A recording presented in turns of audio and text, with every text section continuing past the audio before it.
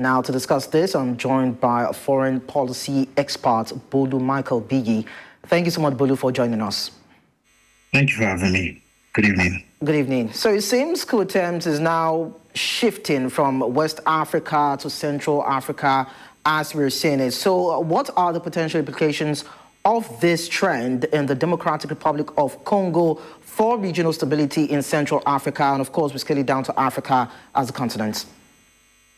Okay, it's quite unfortunate that this is happening again on the African continent. It seems to be one of the most unstable continent in the world right now, and this is a very unstable season, in recent history.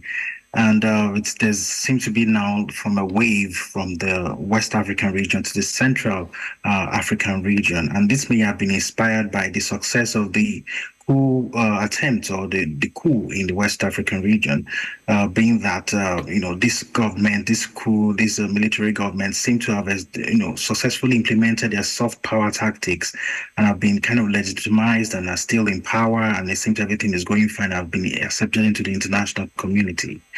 However, for the case of Congo, they don't exist in isolation. They are often targeted, and this may be as a result of premeditated issues, maybe political vendetta in some way, or maybe the government of Congo is not agreeing to certain demands of foreign interest. So until we have more details about that before we can really get to know. Well, Michael, it's quite interesting that according to reports, about 3 Americans were said to have been involved in this particular coup in the DR Congo. So how significant is the involvement of foreigners in this coup attempt? And what could be the broader geopolitical motivations behind such an involvement?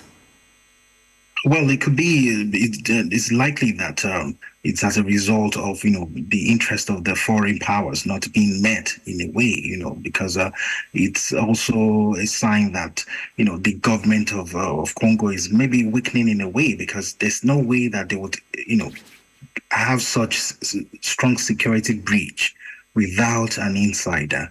So it's often kind of premeditated over a period of time, and it's quite unfortunate. And this may have been inspired by the recent event in the West African region.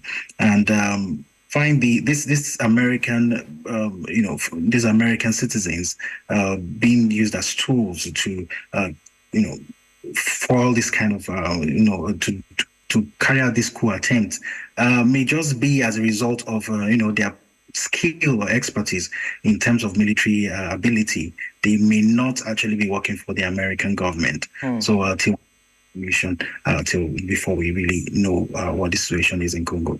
Well, it's quite interesting, Biyi, that you are saying that there could be some sort of international interest in what is happening in DR Congo. And it's also interesting that a representative of the U.S. A couple of hours ago said that she was surprised that Americans were involved in the coup. But then one of our guests, Dr. David Masanga, said that it is the notion or common knowledge that there should be instability in DR Congo so that the so-called interested parties from the international scene within the confines of the international curtains are able to pilfer the mineral resources in DR Congo.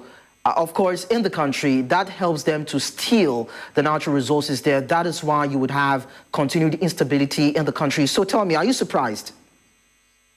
I'm surprised that Americans are involved because it now makes them a third party in the crisis. What's going on in the country. However, if we look at it, countries that are rich in natural resources, most countries that are rich in natural resources, if not all, in the 90th percentile, are unstable, and they're perennially unstable. Is it Nigeria? Is it the Middle East? And Congo, it'd be interesting to know, is the richest country in the world in terms of natural resources, and this country has never been stable since I was born. So the guess may have elements of truth, being that it kind of distracts the people from defending themselves. It distracts the international community from actually calling the Western interests or the foreign powers into order. And it's this distraction allows them to now, spend time and actually extract these resources for their own advantage. So there might be elements of truth that this country is perpetually unstable, and the reason behind them is their resources. Okay, Bolu Michael-Biyi, foreign policy expert, thank you so much for sharing your insights with us. My pleasure. Thank you very much.